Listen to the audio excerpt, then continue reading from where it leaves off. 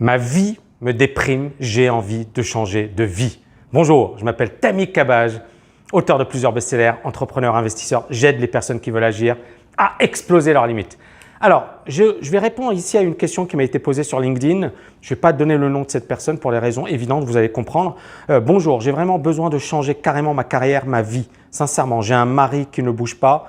Moi, je suis du genre ambitieux, je veux le meilleur pour moi et mes enfants, sachant que j'ai une petite formation, mais je suis capable de tout changer. Juste, je veux une bonne orientation. Est-ce que vous pouvez m'aider? Je ne vous cache pas, j'ai 42 ans et cette vie me déprime. Waouh, d'accord.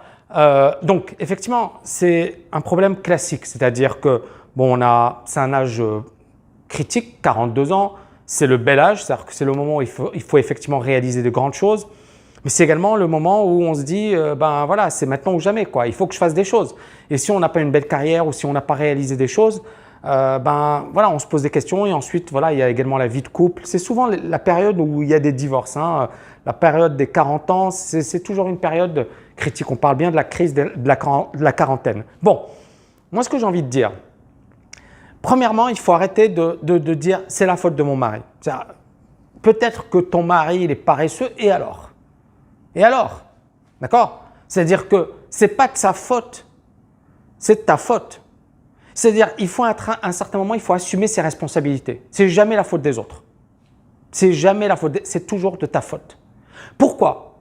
Parce qu'une fois que tu assumes tes responsabilités, tu dis c'est de ma faute si je n'ai pas tel et tel résultat, tu vas commencer à prendre les bonnes décisions, les bonnes actions. Par contre, si tu reportes la responsabilité de ce qui t'arrive sur les autres, tu es foutu.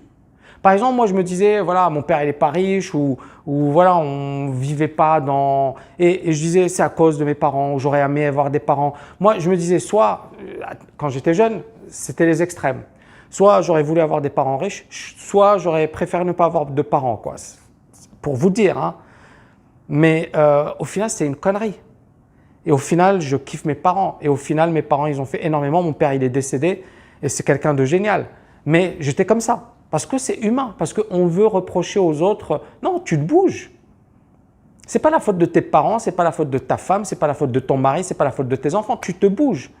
Tu veux réussir, tu trouveras toujours des moyens de réussir. Ça, c'est la première chose. La deuxième chose, il faut travailler sur le mindset. C'est-à-dire, lis des bouquins sur le développement personnel, regarde mes vidéos sur YouTube, il y en a énormément. Pour ceux qui me disent « Oui, Tammy, je n'ai pas les moyens de me payer ta formation », ben, ce n'est pas grave.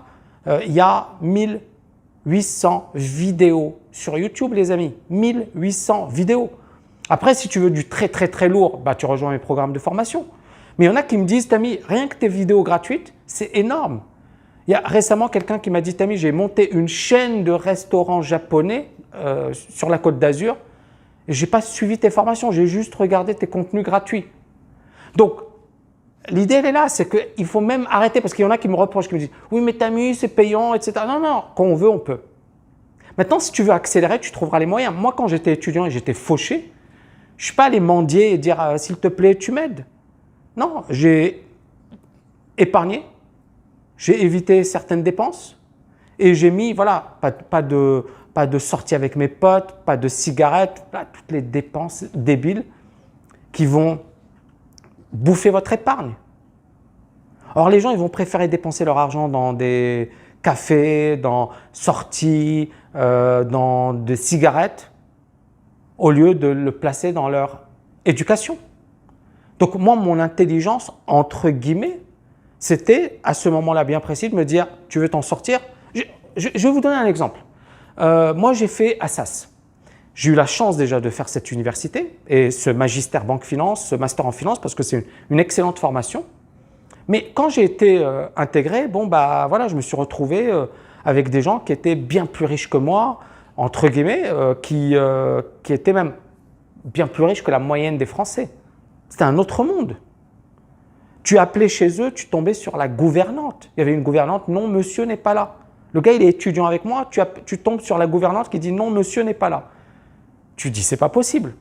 Il y avait un gars qui était assis à côté de moi, le gars normal, quoi. Et à un certain moment, il y a un gros banquier, PDG d'une banque, qui donne une conférence.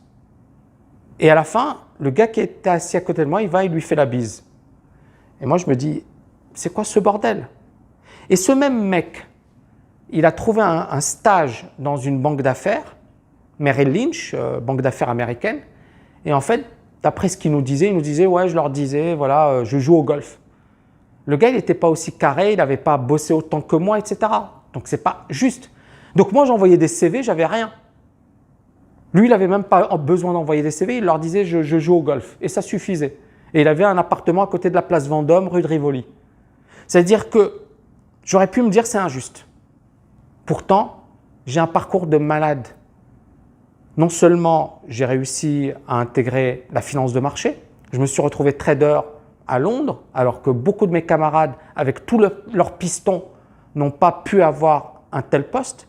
J'ai tout perdu à cause d'un divorce, mon mariage, mon fils, ma carrière et mon argent. J'avais plus rien.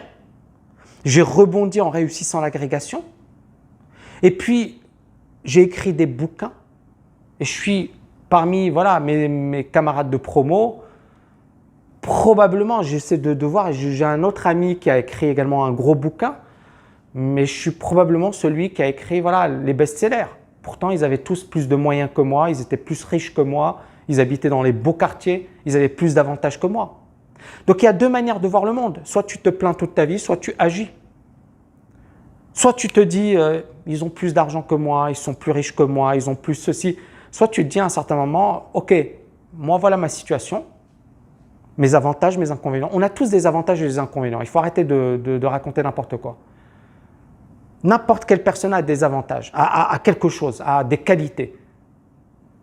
Il faut juste qu'elle les exploite. Et puis, bien évidemment, il y a le côté mindset. À un certain moment, il faut arrêter de se dire « c'est pas possible » ou « je pourrais pas être… » Il faut changer son mindset. Donc, mindset, stratégie, passage massif à l'action.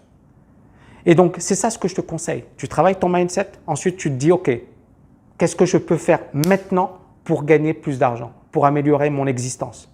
Et ensuite, tu ne te poses pas de questions, tu fonces. Ça ne va pas se faire en un mois, ça ne va pas se faire en 2 mois, ça ne va même pas se faire en 3 ans. Mais ce n'est pas grave, c'est rien.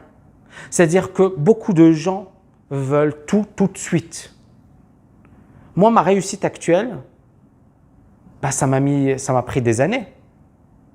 Des gens, ils voient juste ma situation aujourd'hui. Ils disent « waouh, le gars, il est bien, il est à Dubaï, il est riche, il est libre financièrement, il n'a pas… waouh, waouh ». Mais ils ne voient pas tous les sacrifices, tout ce que j'ai fait.